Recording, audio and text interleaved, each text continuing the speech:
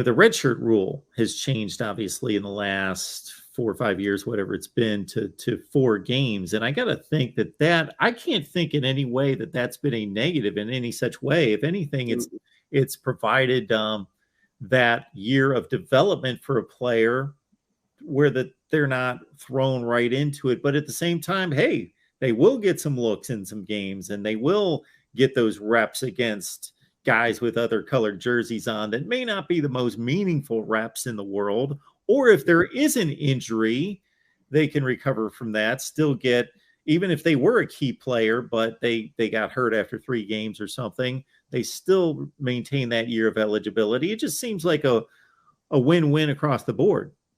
Absolutely. And the thing is, Mark, it's only 1/3 of the season. And then we're able to make a decision after that. And it doesn't have to be the first 4 games of the season. You could hold a young man off and he never step on the field. And that's the thing. It's not just, he could go out there for kickoff and that's considered a game. If he plays it down, that counts. It is considered a game.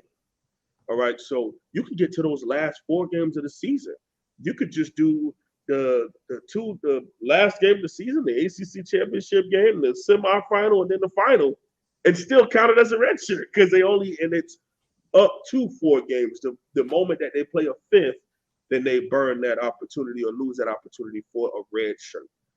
And I think it's not only good for the program, it's amazing for these young men because they get a chance to see what it feels like to get out there against these athletic and well-built and also scheme offenses and defenses that they line up against.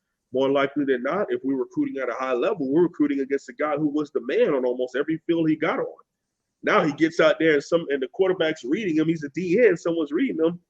He wants to slam down and hit the quarterback or slam down and hit the running back. The QB keeps it, takes it 60 yards. You have to be able to think while also playing, and that takes some time for young men.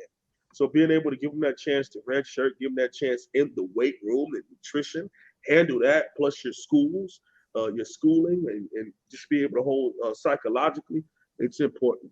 It's important for them. And the beautiful part, Mark, for the first time in a while, we're going to be having an FCS opponent in Bethune-Cookman. I think another FCS opponent. I think Middleton the state. Are they P5? No, they're FCS. You're a G5. Middleton State? Yeah. Oh, G5, Group of 5. G5. Yeah, you're right. So you have FCS and then 2 Group of 5 programs in Middle Tennessee State and Southern Miss. Years before, we had stuff. We are hopping out here against Alabama. We hopping out against LSU and against Florida, and we to the point where we had a team that went out there against Central Michigan that was flat and almost lost to them. It happens that way. So you have to be mindful. We got to be careful in our approach.